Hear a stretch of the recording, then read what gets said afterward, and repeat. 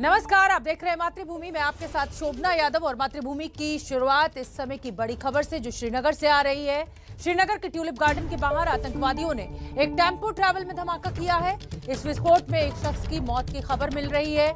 बताया ये जा रहा है कि ये मृतक टेम्पो ड्राइवर था। टीआरएफ ने इस हमले की जिम्मेदारी भी ले ली है और कहा है कि विस्फोट में मैग्नेटिक आईडी का इस्तेमाल किया गया है। इसी साल फरवरी के महीने में एक छापे के दौरान 15 मैग्नेटिक बम बरामद होने के बाद इस तरह के हमले की आशंका जताई गई थी। साल 2012 में आपको याद होगा, इजरायली दूतावास के एक कर्मचारी की गाड़ी पर इसी तरीके से स्टिकी बम से हमला हुआ था और आज धमाके में मैग्नेटिक आईडी की बात सामने आ रही है। टीआरएफ ने जिम्मेदारी ली है। ट्यूलिप गार्डन के पास ये पूरा जो हमला है उसको किया गया। और हम आपको बता दें कि टेम्पो ट्रैवल में ये धमाका हुआ है। इस विस्फोट में एक शख्स की मौत हुई है। कहा यह जा रहा है कि ये मृतक टेम्पो का ड्राइवर था। टीआरएफ ने हालांकि इस हमले की जिम्मेदारी ले ली है और सुरक्षा बल जुटे हुए हैं कि जिन भी लोगों का इस हमले के पीछे हाथ है, इस विस्फोट के पीछे हाथ है, उनको जल्द से जल्द पकड़ा जाए। आसिफ कुरैशी मेरे सहयोगी ज्यादा जानकारी लिए हुए जुड़ रहे हैं, साथ ही रणबीर भी इस समय श्रीनगर में मौजूद है हमारे सहयोगी। आसिफ, सबसे पहले मैं आपका रुख करूंगी, क्या जानकारी इस हमले को लेकर, इस विस्फोट को लेकर आपके पास? शोभना, देखिए, ये विस्फोट जिस टेम्पो ट्रैवलर पे हुआ है, हम इस समय उसी जगह पे मौजूद हैं और यहाँ पे एफएसएल की टीम इस समय आई है और इस धमाके के बारे में जानकारी हासिल कर रही है। बता दूं कि यही वो टेम्पो ट्रैवलर है जिसके पिछले वाले हिस्से में ये जबरदस्त विस्फोट हुआ था, जिसके कारण पिछले वाला हिस्सा पूरी तरीके से नष्ट हो गया था, जिसकी चपेट में आने से ड्राइवर अमजद अली बुरी तरीके से घायल हो गया था, जिसकी अस्पताल में मृत्यु हो गई है। हालांकि आधिकारिक तौर पर अभी पुलिस कुछ नहीं कह रही है, लेकिन यहाँ पे इस समय साक्षी लिए जा रहे हैं और एफएसएल की टीम ये सुनिश्चित करने की कोशिश कर रही है कि आखिर जो ये धमाका हुआ किन कारणों से हुआ, क्या इसमें विस्फोटकों का इस्तेमाल हुआ था या फिर ये कोई सिलेंडर ब्लास्ट था जैसा कि पहले बोला गया था। लेकिन टीआरएफ की तरफ से इसकी जिम्मेदारी लेने के बाद जो पुलिस की जांच का दायरा है वो बढ़ा दिया गया है, इसीलिए एफएसएल की टीम घटनास्थल पर इस समय मौजूद है और उन साक्ष्यों को इकट्ठा करने की कोशिश की जा रही है जिनसे ये सुनिश्चित किया जा सके कि आखिर इस धमाके की वजह क्या थी। बता दूं कि ये एक टूरिस्ट एरिया है, साथ में ट्यूलिप गार्डन है, बॉटनिकल गार्डन है और बड़ी संख्या में पर्यटक जो हैं वो इस जगह पे आते हैं और ये पार्किंग में जो धमाका हुआ काफी ज्यादा हानिकारक हो सकता है, यानी बहुत ज्यादा लोग इसमें हताहत हो सकते थे कि अगर यहाँ पे भीड़ भाड़ होती। लेकिन जिस तरीके से धमाका गाड़ी के पिछले वाले हिस्से में हुआ था, इसलिए इम्पैक्ट जो है तो पीछे खाली जमीन की तरफ गया है, जिससे जो हताहतों की संख्या है वो कम रही। लेकिन दुखद ये बात है कि ड्राइवर की इसमें मृत्यु हो गई। हालांकि पुलिस के आधिकारिक बयान का अभी भी इंतजार है। शोभना, बिल्कुल ठीक है। आसिफ कुरैशी, आप नजर बना के रखिए, जैसे कोई अपडेट होगा मैं फिर आपका रुख करना चाहूंगी। अब मैं रणबीर का। रणबीर, पिछले 40 घंटे में 48 घंटे में 4 इस तरीके के हमले और ट्यूलिप गार्डन के बाहर अगर इस तरीके का धमाका होता है तो जिस बड़ी संख्या में सैलानियों के पहुंचने का सिलसिला श्रीनगर में जारी है, जिस तरीके से अमन चैन वहां पर कायम हो रहा है, ये बौखलाहट आतंकवादियों की, बौखलाहट पाकिस्तान की। देखिए, निश्चित तौर पे जिस तरीके से ये घटना हुई है उसको यही देखा जा सकता है कि जो माहौल बदल रहा है, विकास हो रहा है, उसमें कहीं ना कहीं एक हिंड्रेंस पैदा करने की कोशिश है, एक माहौल बिगाड़ने की कोशिश है। कल हम शोपियां पुलवामा गए थे, आज हम गांदरबल पहुंचे और तमाम लोगों से बात की।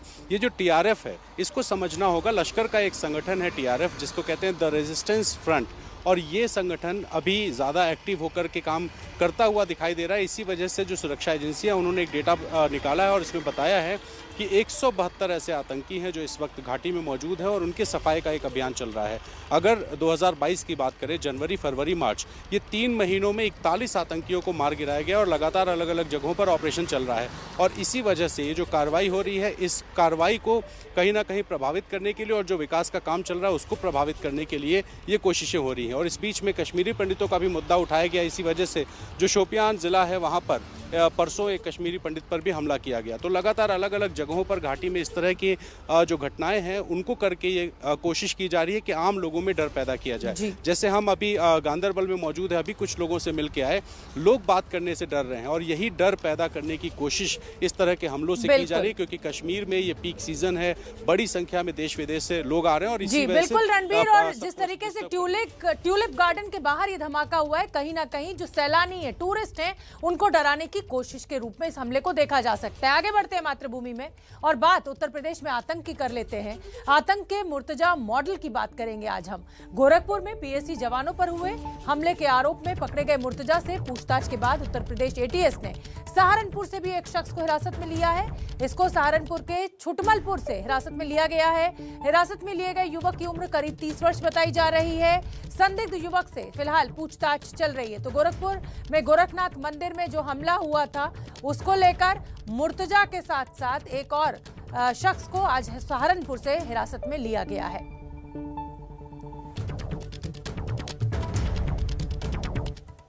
तो गोरखपुर हमले के आरोपी अहमद मुर्तजा अब्बासी से उत्तर प्रदेश एटीएस अलग अलग एंगल से कड़ी पूछताछ कर रही है।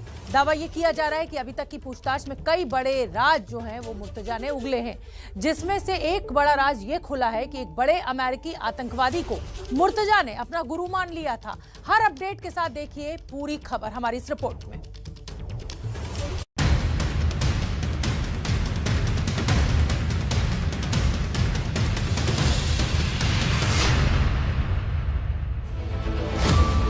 क्या गोरखपुर हमले के बाद किसी बहुत बड़ी वारदात को अंजाम देने की फिराक में था अहमद मुर्तजा अब्बासी? अपने घर की छत पर एयर गन से निशाना लगाना आखिर क्यों सीख रहा था अहमद मुर्तजा अब्बासी? कौन था मुर्तजा का वो गुरु जिसके रास्तों पर चल रहा था मुर्तजा, और साजिश की किस मंजिल को हासिल करना चाहता था?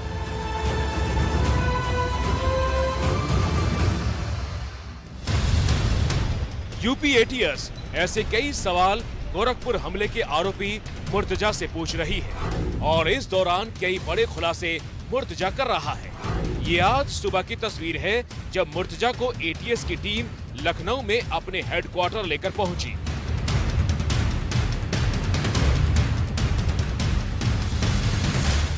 इससे पहले गोरखपुर में एटीएस ने मुर्तजा से रात भर कड़ी पूछताछ की, जिसमें क्या निकला ये देखिए। एटीएस का दावा है कि मुर्तजा इस्लामिक अवेकनिंग फोरम पर इस्लाम से जुड़ी बातें और सवाल पूछा करता था। सीरिया और आईएसआईएस से संबंधित हमलों के कई वीडियो मुर्तजा के लैपटॉप में डाउनलोड मिले। भारत के भगोड़े जाकिर नाइक के वीडियो भी मुर्तजा खूब देखा करता था। इसके अलावा सबसे बड़ा और चौंकाने वाला नया खुलासा मुर्तजा ने अपने गुरु को लेकर किया है। एटीएस के मुताबिक अलकायदा आतंकी अनवर अल अवलाकी को मुर्तजा अपना गुरु मानता था।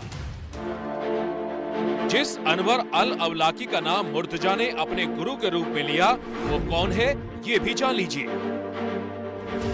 अनवर अल अवलाकी यमन मूल का कट्टरपंथी अमेरिकी मुस्लिम धर्मगुरु था। अपनी इसी कट्टरपंथी सोच की वजह से अवलाकी अलकायदा का आतंकी बन गया था।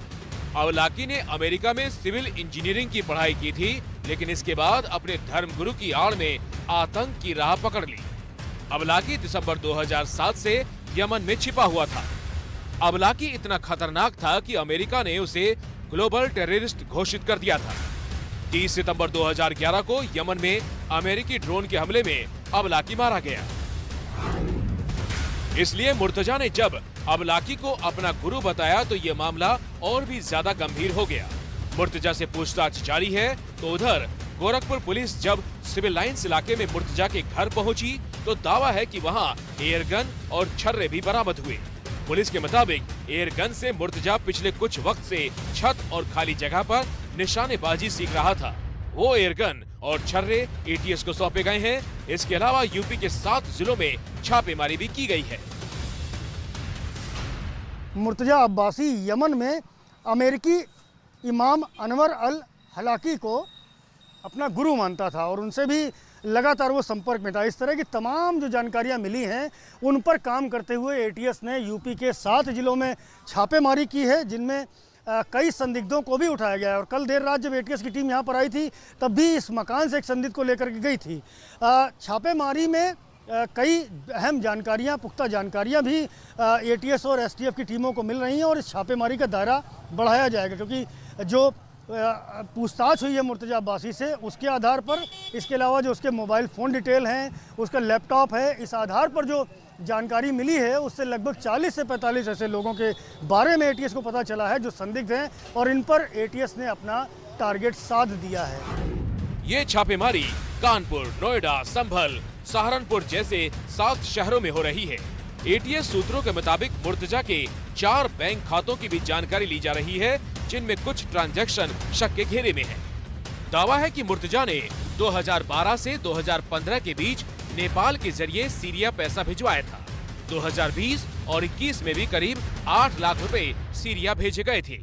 एटीएस ऐसी कई सूचनाओं को आधार बनाते हुए मुर्तजा और उसके परिजनों के बैंक खातों के डिटेल खंगाल रही है। मुर्तजा अब लखनऊ लाया जा चुका है, जहां एटीएस की पूछताछ में कई और एजेंसियां शामिल होंगी। मुर्तजा ने 3 अप्रैल की शाम गोरखपुर मंदिर के सुरक्षा कर्मियों पर धारदार हथियार से जानलेवा हमला किया था। इसी दौरान मुर्तजा की गिरफ्तारी हो गई थी। गोरखपुर हमले के तार बड़ी साजिश से जुड़ रहे हैं, इसलिए मंदिर की सुरक्षा भी पहले से ज्यादा कड़ी कर दी गई है। उस दिन जो घटना हुई है वो एक इंडिकेटर है और इसलिए हमें अपनी तैयारी अच्छे ढंग से और पुख्ता ढंग से करनी पड़ेगी।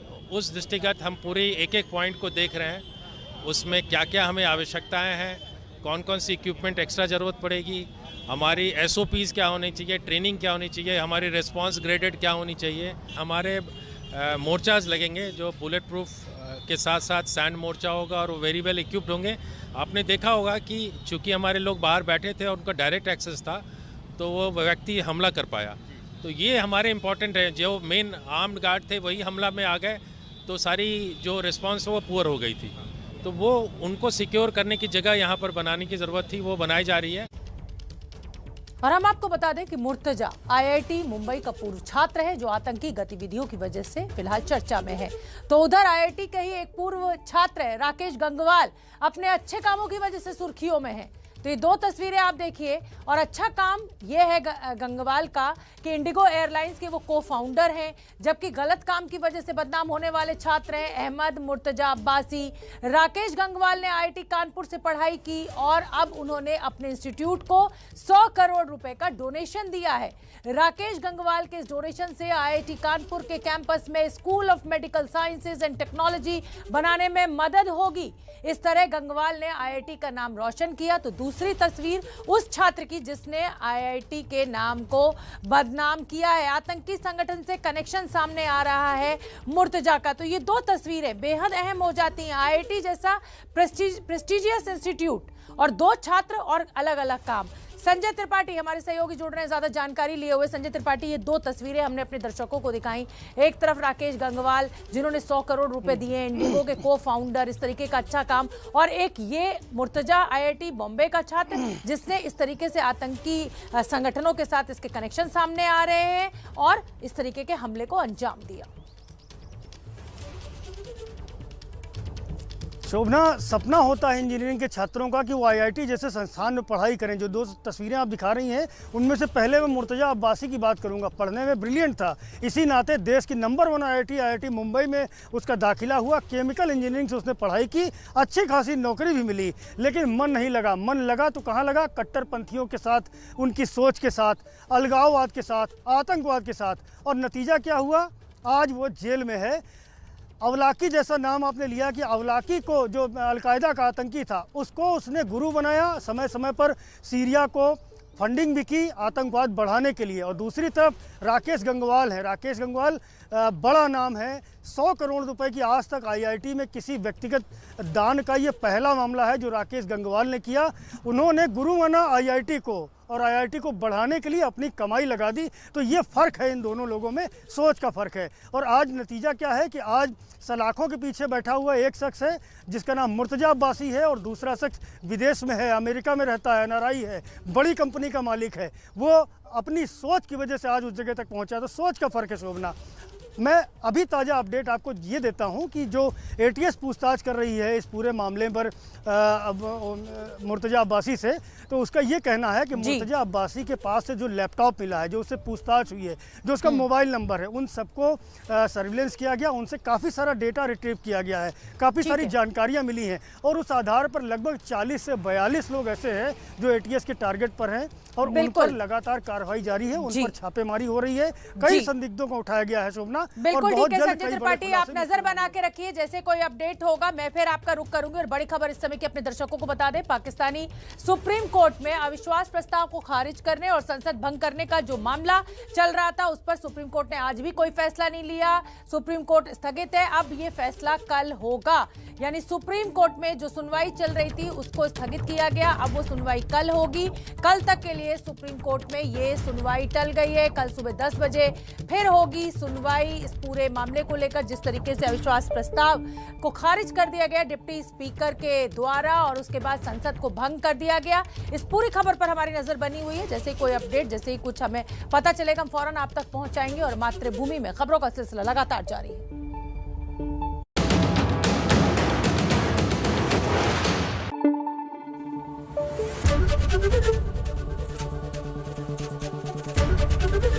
एबीपी न्यूज आपको रखे आगे।